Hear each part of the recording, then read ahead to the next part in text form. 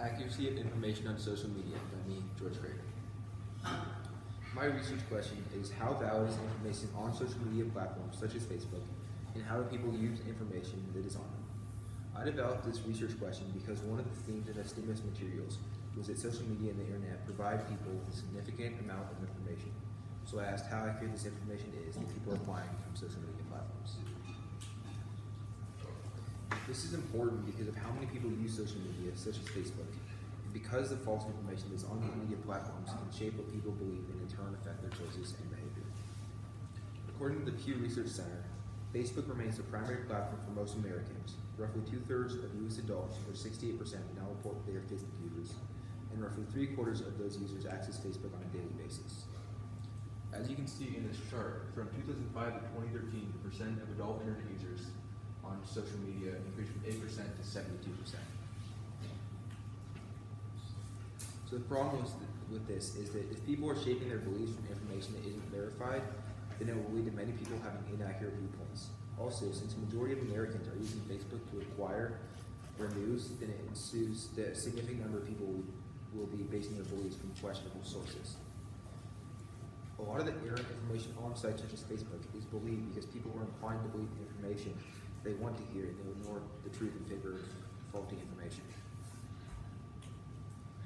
Today there is more access to information through the internet and other sources than ever. This makes it difficult to control who publishes information and to ensure that the information that is published is accurate. According to the Stimulus article, Social Media and the Movement of Ideas by Edward Kessler, unfortunately, the democratization of information and the increase in user-generated content also make it easier for misinformation and negative content to proliferate online. This article supports the idea that the copious amounts of information that are readily available on the internet make it significantly easier for misinformation to spread. The large volumes of information make it challenging for content to be checked or for false information to be screened before it is published. The internet allows literally anyone to publish anything since it's too vast to be regulated by one organization or company. In fact, one is able to publish almost anything on the internet without someone verifying. Moreover, this is an inherent constitutional right in America. According to an article called Combating Fake News in the Digital Age by Joanna Berkner, in the late 20th century, the internet provided new means for disseminating fake news on a vastly increased scale. When the internet was made publicly available, it was possible for anyone who had a computer to access it. At the same time, innovations in computers made them affordable to the average person, making information available on the internet become a new way to promote products as well as make information available to everyone almost instantly. So this source reiterates that the internet made it almost effortless for true or false information to be disseminated easily and absorbed just as rapidly. This article highlights the accessibility of the internet to the vast majority of people in the digital age. For individuals that desire to disseminate false information on the internet, the environment of far-reaching access to large populations with little to no oversight of the information fed to them is a paradise.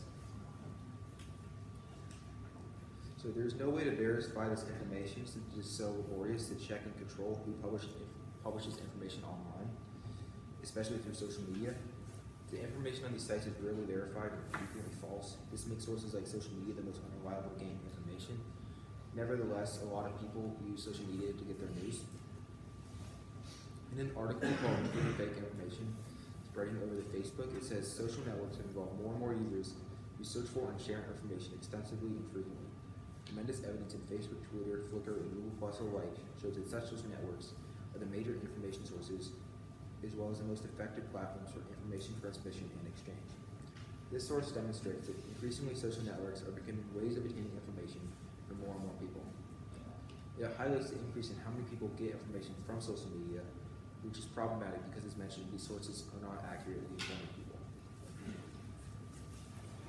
Another article called Media's Next Challenge, Overcoming the Threat of Fake News by Jim Runberg, a writer for the New York Times, states, in the last couple of weeks, Facebook, Twitter, and other social media outlets have exposed millions of Americans to false stories.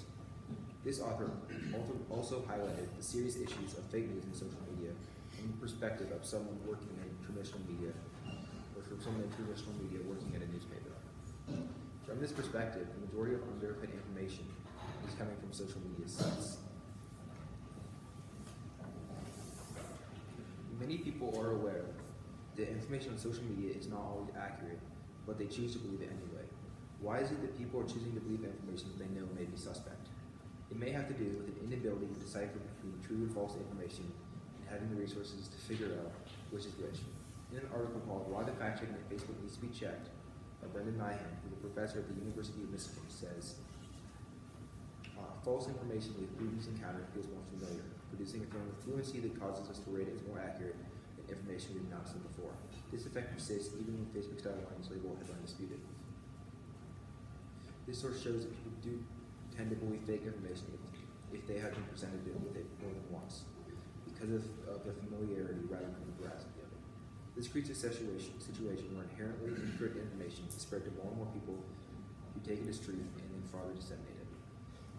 It also demonstrates that even though there are measures in place to keep questionable information under control, they do not always work. It states that the tags Facebook puts on unreliable articles rarely keep people from believing the articles. Another article called The Grim Conclusions of the Largest Ever Study of Fake News by Robinson Mayer, a writer for The Atlantic, says, there's little evidence that people change their opinion because they see a fact-checking site rejecting their beliefs. This source shows us that the fact-checking on Facebook and other social media sites is very ineffective because people tend to believe what they wish is true, not what is actually true. A solution to this major issue is to verify news before it is published, before people see it, and before it has the opportunity to be spread. However, this solution has many loopholes. First, these restrictions would only stop articles that could be proven to be false.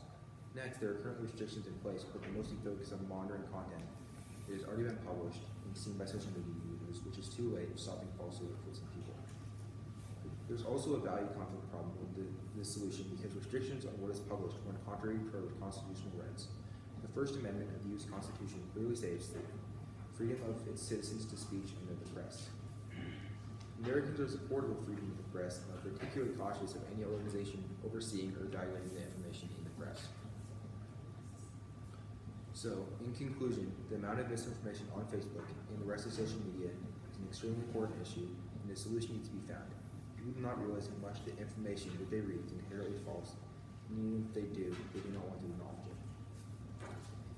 In the end, the catastrophe is that in the United States and elsewhere, we are becoming people who are in large part routinely and continuously ill-informed. We are acting and forming decisions based upon an accumulation of mostly false information. Here's my bibliography slides. Terrific. Thanks, George. In your research, you offered a pretty wide range of perspectives. So how did you handle those perspectives in order to reach a conclusion? Were they ever in conflict with each other? And if so, how did you resolve it? Most of them were not in conflict, but there was a few.